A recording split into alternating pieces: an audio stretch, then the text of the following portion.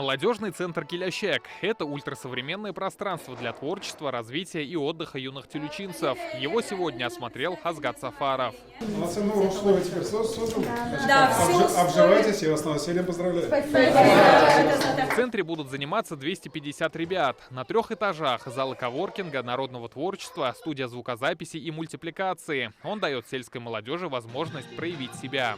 В Тюлечинском районе от 18 до 35 лет проживает 3945 человек молодежи.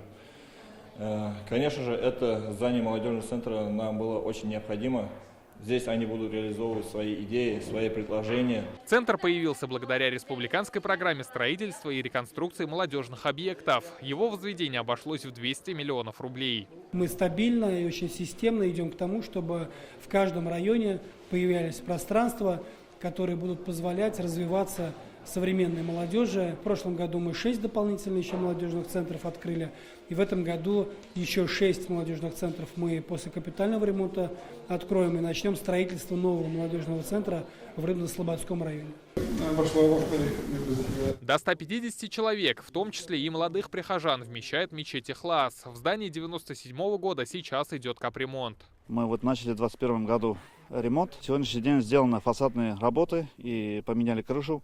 И сейчас остается у нас ремонт внутри, отделка. Об итогах развития Тюлечей за прошлый год говорят уже на сессии. Район исторически считается аграрным. В минувшем году здесь получили более 1 миллиарда рублей выручки с сельхозпродукции. Собрали 65 тысяч тонн хлеба, урожайность 26 центнеров с гектара. Надоили почти 24 тысячи тонн молока.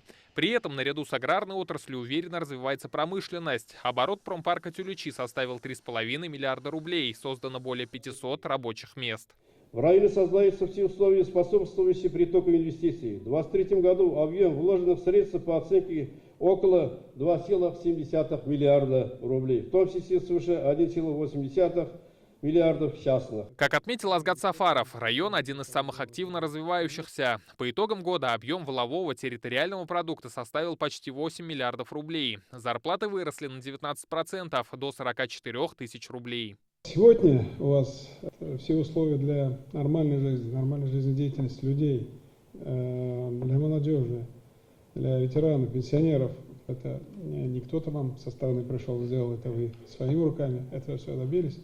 Сегодня Тюлечинский район один из самых таких хорошо развивающих территорий. Тем временем нерешенными остаются проблемы с изношенностью коммунальных сетей. За год количество жалоб на сферу ЖКХ выросло почти в 3 раза. Все чаще жители попадаются на уловки телефонных мошенников. Раскрываясь преступлений, правоохранители, посмотрите, у вас 87% расследованных было в прошлом году, в этом году вы упали до 67%.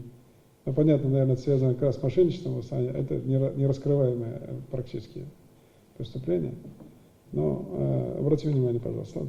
Как отметил Азгат Сафаров, задача на этот год – решить вопросы демографии, повысить качество образования, а в ближайшей перспективе обеспечить уборку снега. Здесь его выпало больше, чем в среднем по республике.